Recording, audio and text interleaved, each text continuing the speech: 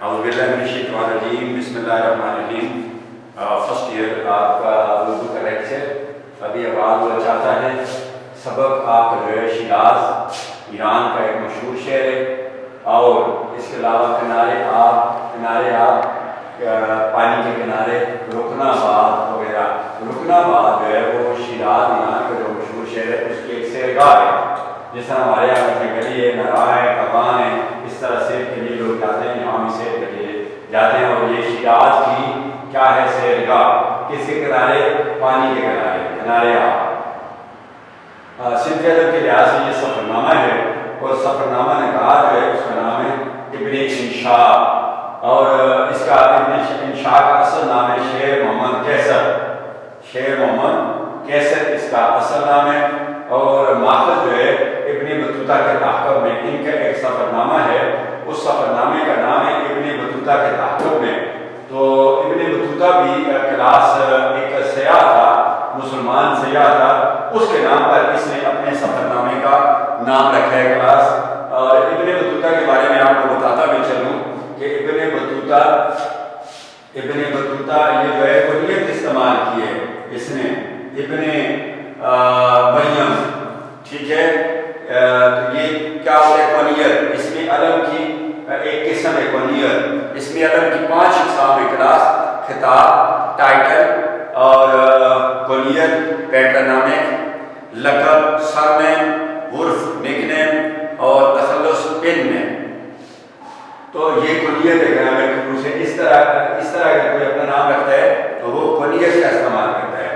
تو ابن بطوطہ جو ہے یہ 1378 میں 1378 میں پیدا ہوا، اور 1404 میں نیچے اردو کے ہند سے لکھے ہوئے، اوپر انگلش کے ہند سے لکھے ہوئے کلاس۔ تو 1404 میں یہ فوت ہوا۔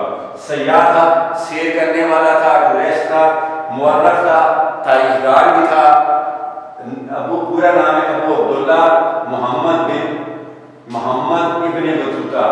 ابو عبداللہ، یہاں بھی کنیت کا استعمال کیا ہے۔ عبداللہ کے بعد محمد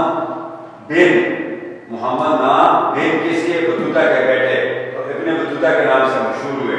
یہ بھی کنیت ہے، یہ بھی کنیت ہے۔ ابو عبداللہ بھی کنیت ہے، اور ابن بطوطہ بھی کنیت ہے کلاس۔ ابو الکلام آزاد، مولانا ابو الکلام آزاد، آپ نے پڑھا ہوگا، ٹھیک ہے، رائٹر ہے، ادیب ہے۔ تو یہ کیا ہے؟ کنیت۔ مراکش کے شہر طنجہ میں پیدا ہوئے، مراکش کے شہر طنجہ میں پیدا ہوئے۔ ادب، لٹریچر، کسی زبان میں جو کچھ لکھا جاتا ہے اس زبان کا ادب یا لٹریچر کہلاتا ہے۔ تاریخ، ہسٹری اور جغرافی، وہ علم و زمین کی تقسیم اور طبی علات بتائے، اس کو علم جغرافیہ کہتے ہیں، کی تعلیم حاصل کرنے کے بعد 21 سال کی عمر میں، 21 برس یعنی 21 سال کی عمر میں حج کیا۔ تعلیم حاصل، کس کی تعلیم حاصل کی؟ ادب، تاریخ اور جغرافیہ کی تعلیم حاصل کی، اور پھر 21 برس کی عمر میں اس نے حج کیا۔ روس، ترکی، عرب، عراق، ایران، شام، روس، ترکی، عرب، عراق، ایران، شام، فلسطین، افغانستان اور ہندوستان کی سیر کی۔ اس وقت پاکستان نہیں بنا تھا، اور ہندوستان ایک ہی ملک تھا، اس کی سیر کی انہوں نے۔ یہ ملک اس نے دیکھے۔ جب ہندوستان آئے تو ادھر محمد تغلق کا دور تھا۔ محمد تغلق خاندانی غلاموں کے بعد جو ہے کس کا دور آتا ہے؟ تغلق خاندان کا دور آتا ہے۔ خاندان محمود غزنوی، محمد بن قاسم کے بعد مسلم جو حکمران یہاں پر آئے، حکومت قائم کی، وہ محمود غزنوی کے بعد جو ہے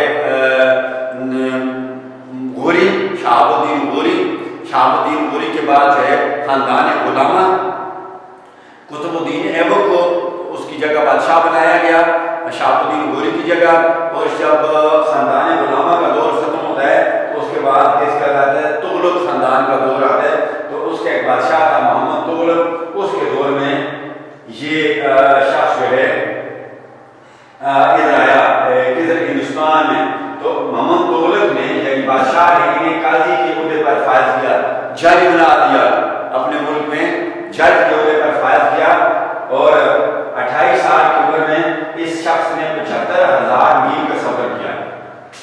28 سال کی عمر میں اس شخص نے 75,000 میل کا سفر کیا ہندوستان سے ہی سفارتی مشن پر، ہندوستان سے ہی سفارتی مشن، ٹھیک ہے، سفارتی مشن پر چین جانے کا حکم کیا، ٹھیک ہے، ایز اے ہندوستانی سفیر کے طور پر، ایمبیسڈر کے طور پر ان کو چین جان بھیج دیا گیا۔ آخر میں فارس، ایران کا پرانا نام ہے، فارس کے بادشاہ ابو حنان کے دربار میں آئے۔ آخر میں کس کے دربار میں؟ بادشاہ کے پاس آئے، کس کے؟ ایران، فارس پرانا نام ہے، اس کے بادشاہ ابو حنان کے دربار میں آئے، ان کے کہنے پر اپنے سفر نامے کو کتابی شکل دی، یعنی اس نے جو سفر کیا تھا تو اس کو اس نے اپنے سفر کو کتابی شکل دی، کس سفر نامے کی شکل، ٹھیک ہے، اور سفر نامے کا نام اس نے کیا رکھا؟ عجائب الاسفار، یعنی عجیب قسم کے سفر، غرائب الدیار، غریبوں کی بستیوں کے، ٹھیک ہے، غریبوں کے علاقوں یا غریبوں کی بستیوں کے عجیب سفر، اس کتاب کا نام رکھا انہوں نے اپنے سفر نامے کا۔ تو یہ ہے ابن بطوطہ، جس کے نام پر اس نے ابن شاہ نے کس کا نام رکھا؟ اپنے سفر نامے کا نام ابن بطوطہ کے تحقق میں اس نے نام رکھا۔ اب آتے ہیں کلاس سفر نامے کی طرف، سفر نامے کی تعریف کی طرف میں آتا ہوں۔ سفر نامہ انگریزی زبان میں اس کو کہتے ہیں ٹریولز۔ سفر عربی زبان کا لفظ ہے، سفر عربی زبان کا لفظ ہے، لغت میں یعنی ڈکشنری میں اس کے معنی مسافت، سفر کو کہتے ہیں، اس کے معنی مسافت کے ہیں یا قطع مسافت کے ہیں یا سفر ختم کرنے کے ہیں، سفر اور سفر ختم کرنے کے عربی میں اس کے معنی سفر کے۔ سفر نامہ روداد سفر کا نام ہے، یعنی سفر نامہ سفر کی کہانی کا نام ہے، کہانی کی داستان کا نام ہے، کہانی کے واقعات کا نام ہے۔ یہ ان آنکھوں دیکھے واقعات پر لکھا جاتا ہے، یہ ان واقعات پر لکھا جاتا ہے جس کو لکھنے والا دیکھتا ہے، جن سے دوران سفر کے دوران سیاح دو چار ہوتا ہے، وہ واقعات جو اسے پیش آتے ہیں سفر کے دوران ان پر لکھا جاتا ہے۔ مختصراً سفر نامہ نگار انجانی نواقف اجنبی دنیا کی سیر کے دوران تجسس سسپینس کے جن مرحلہ کی جمع ہے، یعنی منظریں مراحل سے گزرتا ہے، پھر اپنی قلم پھر انہی حالات کو اپنی قلم کے ذریعے داستانوی رنگ میں، داستان کی شکل میں، کہانی کی شکل میں قاری کی دلچسپی، پڑھنے والے کی دلچسپی کو مد نظر سامنے رکھ کر پیش کرتا ہے۔ اہمیت کیا ہے سفر نامہ کی؟ سفر نامہ نگاری دنیا کے تقریباً ہر ادب میں ایک مستقل پکی صنف قسم اختیار کر چکی ہے، یعنی اصناف نسل میں یہ ایک ایسی صنف ہے، ایک ایسی قسم ہے جو تھی، ہے اور رہے گی۔ اس جامع صنف میں، اس مکمل صنف میں جغرافیہ بھی ہوتا ہے، تہذیب و تمدن، وہاں کی جس ملک کی سیر کرتا ہے، جس بستی کی سیر کرتا ہے، وہاں کی تہذیب، ان کا رہن سہن، ان کا رسم و رواج بھی، اور اس کے علاوہ اس کو بھی پیش کرتا ہے، جغرافی کو بھی پیش کرتا ہے، اور وہاں لوگوں کا رہن سہن، ان کے اخلاق، ان کا کردار، ان کا سب کچھ پیش کرتا ہے۔ اور اس کے علاوہ معاشی حالات، وہاں کے معاشی حالات، اکانومی کیسی، وہاں کی ملک ترقی یافتہ ہے یا ترقی یافتہ نہیں ہے، قرضوں کے بوجھ تلے دبا ہوئے یا نہیں ہے، معاشی حالات کی جھلکیاں ہلکی سی تصویر بھی اپنے سفر نامے کے اندر پیش کرتے ہیں۔ مذکورہ ملک، جس ملک کا ذکر ہو کر رہا ہے، اس کے حالات حاضرہ، موجودہ حالات، اور کے علاوہ حالات غیر حاضرہ پر بھی تبصرہ ہوتا ہے، جو حالات کو دیکھ رہا ہے ان پر بھی، اور جو حالات اس سے پہلے گزر چکے ہیں یا آنے والے وقتوں میں آئیں گے، کچھ اندازہ سفر نامہ نگار جو ہوتا ہے ان کو بھی اپنے سفر نامہ پر ان پر بھی لکھتا ہے۔ آگے آتے ہیں کلاس، اس جو چیپٹر ہے اس کے اندر نادر شاہ درانی کا ذکر ہے۔ نادر شاہ درانی ایک پٹھان قبیلہ ہے، یہ جو حکومت ہے عمران خان کی بھی کہہ دیں تو اس سے پہلے بھی پچھلے سال بھی پچھلے 5 سال میں بھی ان کی حکومت تھی، کس کی؟ عمران خان کی. اس سے پہلے حکومت تھی ANP کی، عوامی نیشنل پارٹی کی. ANP عوامی نیشنل پارٹی کی. اس سے پہلے جو حکومت تھی وہ متحدہ مجلس عمل کی تھی. علماء کرام نے ایک متحدہ پارٹی بنا کر الیکشن لڑا تھا، جیت کے پھر ان کی حکومت تھی. تو اس وقت جو چیف منسٹر تھا، وزیر اعلیٰ، اس کا نام تھا، بلو کا رہنے والا تھا، اس کا نام تھا اکرم خان درانی. اکرم خان درانی اس کا نام تھا. نادر شاہ درانی، نادر کا مطلب ہے قیمتی، جمع ہوتی ہے نوادر. شاہ جو ہے یہ سیدوں اور پٹھان جو اپنے نام کے ساتھ لقب کے طور پر استعمال کرتے ہیں، اور یہ سید بھی استعمال کرتے ہیں، سید بھی استعمال کرتے ہیں، اور میاں لوگ بھی استعمال کرتے ہیں. نادر شاہ درانی خاندان افشار کا بانی، یعنی افشار خاندان کا بنیاد رکھنے والا. 1739 میں اس نے ہندوستان پر کامیاب حملہ کیا. تخت و تاؤس، تخت جس پر بادشاہ بیٹھتا ہے، تاؤس کہتے ہیں مور کو. یہ مور کی شکل کا بنا ہوا تخت تھا، اور یہ اس کو شاہ جہان نے بنایا تھا. ٹھیک ہے. کوئی نور ہیرا، ہندوستان کی حکومت کے پاس ایک انتہائی قیمتی ہیرا تھا، کوئی نور ہیرا.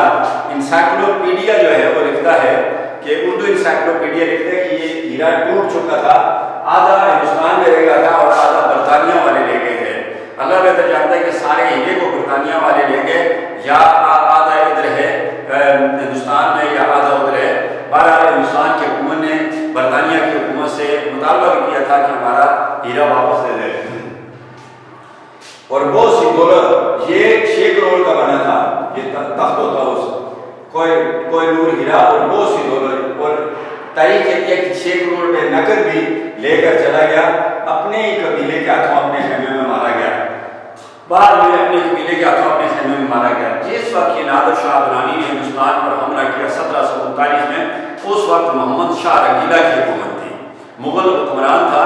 مغلیہ سلطنت کمزور ہو چکی تھی اس وقت، اور اس نادر شاہ درانی نے محمد شاہ رنگیلا کو ایک خط لکھا کہ مجھے اپنی آمدن میں سے خراج بھیجا جائے، ایسا بھیجا جائے، یعنی غنڈہ ٹیکس بھیجا جائے. تو محمد شاہ رنگیلا اس وقت نعت گانے کی محفل میں مصروف تھا، اور اس نے ایسا کیا کہ اس خط کو شراب کی سرائی میں ڈال دیا. جب نادر شاہ درانی کو پتہ چلا کہ اس کے خط کے ساتھ یہ سلوک کیا گیا ہے، چنانچہ وہ فوجیں لے کر تو چل پڑا کس کی طرف؟ ہندوستان کی طرف، اس محمد شاہ رنگیلا کو سبق سکھانے کے لیے. اس کے وزراء نے، اس کے حواریوں نے محمد شاہ رنگیلا کو کہا کہ نادر شاہ درانی تو ایران سے چل پڑا ہے، تیاری کریں کچھ مقابلے کی. تو اس نے کہا تھا ہنوز دلی دور است، ابھی دلی دور ہے. یعنی یہ ضرب المثل اس موقع پر بولی جاتی ہے جب کوئی سستی کا مظاہرہ کرے اور کہے کہ خیر ہے، کوئی ایسی بات نہیں، ابھی بڑا وقت ہے، ہو جائے گا یہ کام، کر لیں گے، ابھی وقت بڑا دور ہے. تو یہ ضرب المثل گرامر کی کتاب میں موجود بھی ہے، ابھی دلی دور ہے. چنانچہ کہتے ہیں کہ دلی کی گلیاں جو تھیں وہ خون سے بھر گئی تھیں، اتنا اس نے قتل عام کیا. اور پھر جناب واپس جاتے ہوئے یہ حکومت جو ہے کس کو دے کر چلا گیا؟ محمد شاہ رنگیلا کو دے کر چلا گیا. آگے تک چلتے ہیں. کل آج کل سے جہاں سے میں نے لیکچر چھوڑا تھا کہ سفرنامہ نگار ابن انشاء شیر محمد کیسر جو ہیں وہ لکھتے ہیں کہ میں جب حافظ شیرازی کے مزار پر گیا تو وہاں پر جو ہے میں نے دیکھا، جلدی واپس آیا، باہر ہی کھڑے ہو کر میں دعا کی. میں نے مقبرے کے یعنی قبر کے قریب نہیں گیا، اور پھر سیدھا میں سادی شیرازی کے جو مقبرہ تھا اس کی طرف میں چل پڑا. وہاں جب میں پہنچا تو میں نے فاتح کے لیے ہاتھ اوپر اٹھائے تو رونا شروع کر دیا. جتنا صبر کرنے کی کوشش کرتا تھا نہ روں، اور زیادہ رونا آتا تھا. میری فاتح جو تھی وہ لمبی ہو گئی۔ میں نہیں چاہتا تھا کہ اس مقبرے کا نگران میری اس حالت کو دیکھے، یعنی مجھے روتا ہوا دیکھے۔ جانے کتنی عالم آنکھوں کے آ گیا ہے، یعنی اس طرح روتے ہوئے کتنی دنیایں، کتنی موقع، کتنی واقعات میری آنکھوں کے سامنے آئے۔ وہ دن پھر مجھے وہ وقت یاد آ گیا جب میں اپنے گاؤں میں تھا اور میں نے شیخ سعدی کی 2 کتابوں کا پڑھنے کا آغاز کیا تھا۔ گلستان کے درس کا آغاز تھا۔ اس کی کتاب کا نام ہے گلستان سعدی اور بوستان سعدی، یہ شیخ سعدی کی 2 کتابوں کا نام ہے۔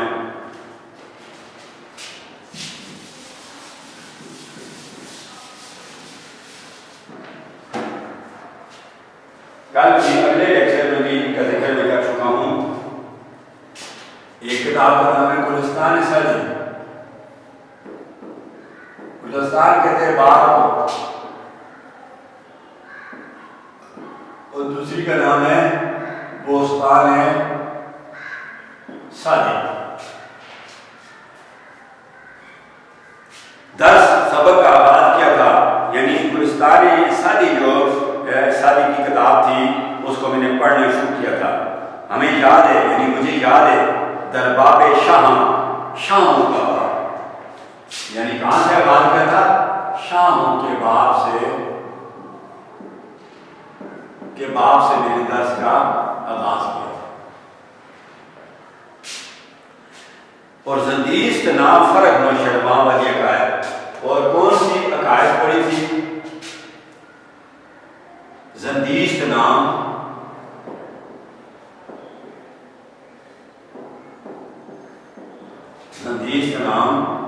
فرق نوشرواں،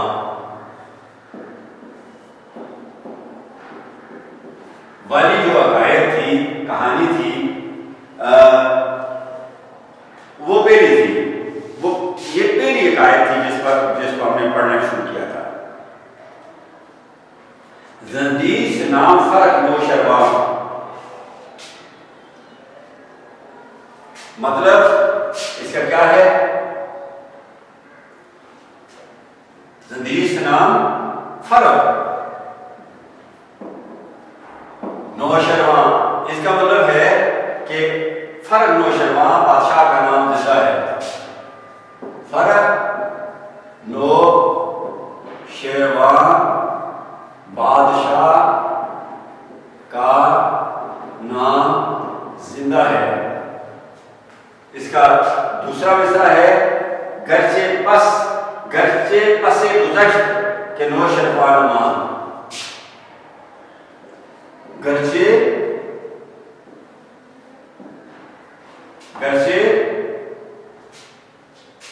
پس گذشت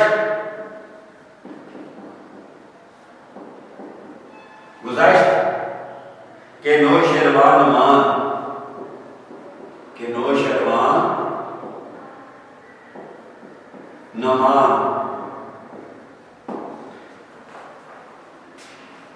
نمانے گرچہ پس گذشت کے نوشرواں نمانے، یعنی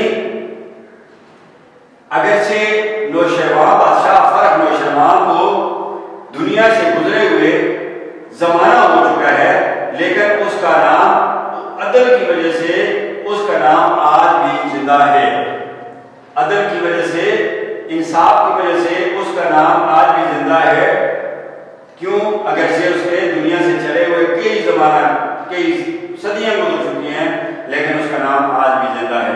یہ اس عقائد سے کہتے ہیں کہ ہم نے درس کا آغاز کیا تھا۔ نوشرواں والی عقائد پہلی تھی، پھر قافلہ دزدان برسر کوئے نشستہ بودن۔ اچھا، پھر دوسری جو عقائد ہم نے پڑھی تھی کہ قافلہ دزدان برسر کوئے نشستہ بودن، ٹھیک ہے، یعنی چوروں کا ایک قافلہ ایک پہاڑ کی چوٹی پر بیٹھا تھا۔ چوروں کا ایک قافلہ ایک پہاڑ کی چوٹی پر بیٹھا تھا۔ یہ کیا تھی؟ دوسری جو ہے ایک عقائد تھی۔ اس طرح کے اس طرح ہے کہ چوروں کا یہ کہانی کہتی ہے کہ چوروں کا ایک قافلہ پہاڑ کی چوٹی پر بیٹھا ہوا تھا، تو نیچے ایک جگہ پر ایک مکان میں روشنیاں جل رہی تھی، رات کا وقت تھا، روشنیاں جل رہی تھی، تو اس نے پوچھا کہ یہ کون سا شہر ہے؟ اس چوروں کے قافلے کا جو سردار تھا اس نے چوروں سے پوچھا کہ یہ کون سا شہر ہے، یہ کون سی جگہ ہے، یہ کوئی کس کا گھر ہے؟ تو انہوں نے کہا کہ یہ وہی گھر ہے جس کو ہم نے لوٹا بھی تھا، ٹھیک ہے۔ اب جب سردار نے جو ان کا حکم تھا چوروں کا، اس نے کہا کہ ہم نے اس کو لوٹا بھی تو پھر بھی اس میں ابھی تک روشنیاں چل رہی ہیں، یعنی یہ گھر بس رہا ہے، تو ہم اسی طرح خوار کے خوار ہیں۔ لہٰذا اس نے توبہ کی کہ میں آئندہ کی بات جو چوری نہیں کروں گا، چوری چھوڑتا ہوں۔ اور جب اس نے توبہ کی کہ میں چوری چھوڑتا ہوں، تو اس کے قافلے کے باقی ڈاکوؤں نے بھی چوری چھوڑ دی۔ تو یہ ایک آیت بیان کر کے شیخ سعدی نے اپنی کاری کو سمجھانے کی کوشش کی۔ تو یہ دوسری ایک آیت تھی۔ ہم نے سعدی کو ہمیشہ اپنا رفیق و دوست سمجھا، ہم نے شیخ سعدی کو ہمیشہ اپنا رفیق، ہم سفر، ہمراہی، خیرخواہ، ساتھی اور دوست سمجھا، دوست مددگار سمجھا۔ فرق اول میں نیک مبارک، فرق کا کیا ہو جائے کلاس؟ نیک مبارک، اچھا سمجھا۔ اور شاید یہ داخلی رفاقت اور دوستی تھی، یعنی داخلی دلی رفاقت دوستی، یعنی تو میں سعدی کے مزار پر گیا اور میں نے رونا شروع کیا، میں صبر کرنے کی کوشش کرتا رہا لیکن مجھے صبر نہیں آیا اور میں روتا ہی رہا۔ یہ اس وجہ سے کہ ہم نے شیخ سعدی کی میں نے کتاب گلستان کا پڑھی تھی، اور ان دو آیتوں جن کا ذکر کرتے ہیں وہاں سے ہم نے درس کا آغاز کیا تھا، پڑھنے کا آغاز کیا تھا، اور میرا رونا جو تھا یہ شیخ سعدی سے میری جو دلی دوستی تھی اس کی وجہ سے تھا، یعنی دلی جو مجھے اس سے پیار تھا شیخ سعدی سے، اس کی وجہ سے مجھے میرے ساتھ ایسا ہوا جس سے یہ میرا حال ہوا۔ بار بار خیال آتا تھا کہ یہی نوا ہوں میں، یہی نوا دیار مظفر ارد گرد کا علاقہ، دیار مظفر ارد گرد کا علاقہ، یاقوں میں کلاس شہروں میں تو محلے ہوتے ہیں، یاقوں میں موزے ہوتے ہیں، موزے موزہ۔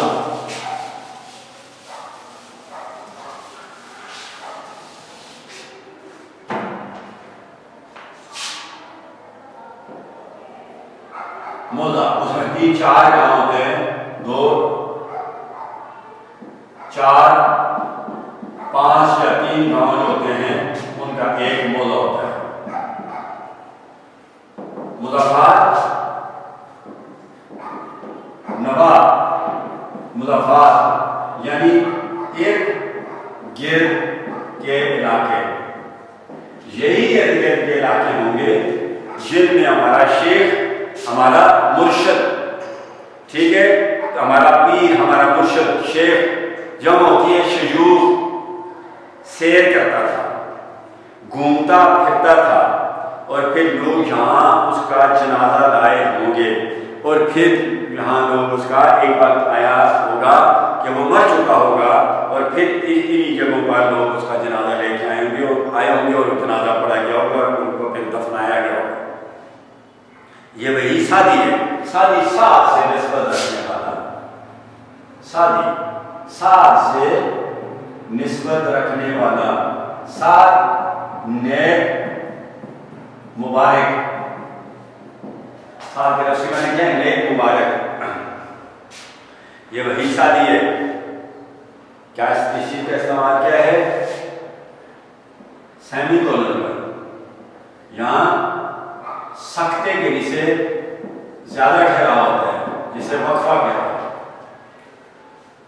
یہ وہی شیراز ہے، یہ وہی ایران کا مشہور شہر شیراز جہاں شیخ سعدی رہتا تھا، یعنی وہی پہنائی ہے، وہی کشادگی ہے، وہی کھلا علاقہ ہے، کشادگی،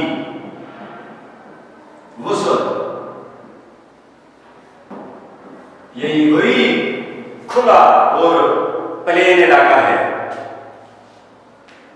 وسیع علاقہ ہے، جس سے بچپن سے غائبانہ آشنائی ہے. یعنی اس علاقے کو تو میں بچپن میں جانتا تھا کیونکہ اس کو میں نے کتابوں میں پڑھا تھا، ٹھیک ہے، دیکھا نہیں تھا. غائبانہ آشنائی، واقفیت غائبانہ، غیب کی، غائب کی واقفیت، کیونکہ دیکھا ہوا نہیں تھا لیکن پھر بھی اس علاقے کو میں جانتا تھا کیونکہ سادی کی کتابیں میں نے پڑھ رکھی تھی. غائبانہ غیر موجودگی میں آشنائی، واقفیت، پہنائی، کشادگی، وسعت. اقبال کا ایک شعر بھی ہے، اس میں پہنائی کا لفظ آتا ہے کہ سکندر یونانی جو تھا ادھر آ کر درہ خیبر کے راستے جو پوری دنیا کو فتح کرنے کی غرض سے کراس نکلا تھا اور ہندوستان بھی آیا. جیلم کے مقام پر راجہ پورس کے ساتھ اس کی لڑائی ہوئی اور راجہ پورس کو شکست ہوئی. درہ خیبر کے راستے وہ آیا تھا. یہ درہ خیبر جو ہے یہ پاکستان اور جو ہے افغانستان اور پاکستان کے درمیان جو ٹرائبل ایریا ہے، ابھی تو یہ سیٹلڈ ایریا میں شامل ہو چکا ہے. پہلے یہ 7 ایجنسیاں تھیں: ملاکنڈ ایجنسی، شمالی وزیرستان ایجنسی، جنوبی وزیرستان ایجنسی، کرم ایجنسی اور باجوڑ ایجنسی اور خیبر ایجنسی. تو یہ ایجنسیاں تھیں. ابھی یعنی ٹرائبل ایریا تھا. قیام پاکستان کے بعد ان علاقے کے پٹھانوں نے اس شرط پر پاکستان کا ساتھ دیا تھا کہ ہم آزاد رہیں گے. تو یہ علاقے ان کو انگریزی میں ان کو کہتے تھے فاٹا. کلاس پاکستان میں 3 علاقے تھے. ایک فاٹا، اس کو کہتے ہیں فیڈرل ایڈمنسٹریٹو ٹرائبل ایریا، اور دوسرا جو علاقہ تھا وہ تھا پاٹا، PATA، وہ ابھی بھی ہے، پروونشل ایڈمنسٹریٹو ٹرائبل ایریا، یہ سوات کا علاقہ. اور تیسرا علاقہ جو تھا وہ تھا فانا، فیڈرل ایڈمنسٹریٹو نادرن ایریا. اب فانا کی حیثیت بھی ختم کر دی ہے، وہاں الیکشن ہو گیا، سید میری وہاں کا چیف منسٹر ہے. پاٹا کی حیثیت ابھی تک قائم ہے کیونکہ پاٹا اور ہمارا یہ جو سیٹل ایریا ہے اس کے رول ریگولیشن میں بھی کافی فرق ہے. اور فاٹا کا علاقہ جو ہے پاکستان میں ضم کر دیا گیا ہے. یہ جو 7 ایجنسیاں تھیں ان کو ضم کر دیا گیا ہے اور یہ ابھی پاکستان کا حصہ بن چکا ہے. تو سکندر اعظم جو ہے درہ خیبر کے راستے یہ جو دھرا ہے جو اس پاکستان کو افغانستان کے ساتھ ملاتا ہے، لڑی کوتر سے ہوتا ہوا تو ہم بارڈر تک آتا ہے. اسی راستے سے سکندر اعظم جو آیا اور جیلم کے مقام پر جو ہے راجہ پورس کو شکست دی اور پھر جو ہے یہاں سے آگے نکل گیا. جب عراق کے شہر نینوے میں پہنچا تو اسے ملیریا بخار ہو گیا اور ملیریا بخار کی وجہ سے جو ہے وہ وہاں پر ہی فوت ہو گیا. آخری وقت وہ کہتا تھا کہ کوئی مجھے میرے شہر مقدونیہ پہنچا دے، یونان پہنچا دے، مجھ سے میری آدھی سلطنت لے لے. تو کلاس اس حوالے سے کہ سکندر اعظم کے پاس جو ہے ایک دفعہ ڈاکوؤں کو پکڑ کر لایا گیا. تو اقبال کہتا ہے کہ ڈاکوؤں کو پکڑ کر لایا گیا اور سکندر نے انہیں کہا کہ صلہ تیرا زنجیر ہے یا شمشیر ہے میری کہ تیری نازنی سے تنگ ہے دریا کی پنہائی. یعنی دریا کی کشادگی، وسعت، یعنی دریاؤں میں آپ ڈاکے مارتے رہتے ہیں اور آپ لوگوں کو سے مال و اسباب چھینتے ہیں. کیا آپ کو بیڑیاں پہنا دوں یا آپ کے سر قلم کر دوں؟ چنانچہ ڈاکو کہتے ہیں کہ سکندر عیب ہے تو اسے جو مردی سمجھتے ہے، گوارا اس طرح کرتے ہیں ہم چشموں کی رسوائی. تیرا پیشہ ہے صفا کی، میرا پیشہ ہے صفا کی، کہ ہم قضا کے دونوں تو میدانی میں دریا ہے. تو ڈاکو سکندر کو کہتے ہیں کہ تو بھی ڈاکو ہے، ہم بھی ڈاکو ہیں، ہم خشکی پہ ڈاکے مارتے ہیں اور تو جو ہے ہم دریاؤں میں ڈاکے مارتے ہیں اور تو خشکی پہ ڈاکے مارتا ہے. یہ تیرا ایک ڈاکہ ہی ہے کیونکہ تو کسی اہم مقصد کے لیے، کسی نیکی کے لیے، انسانیت کی فلاح بہبود کے لیے یونان سے نہیں نکلا. تو لوگوں کی زمینوں پر قبضہ کرنے والے، لوگوں کے ملکوں پر قبضہ کرنے کے لیے، لوگوں کے مال و اسباب پر قبضہ کرنے کے لیے نکلا ہے. لہذا تیرا بھی کوئی نیک مقصد نہیں ہے، اس لیے تم بھی ڈاکو اور ہم بھی ڈاکو ہیں. کلاس اس کے ساتھ ہی آج کا لیکچر اپنے اختتام کو پہنچتا ہے. اب خدا حافظ. پاکستان.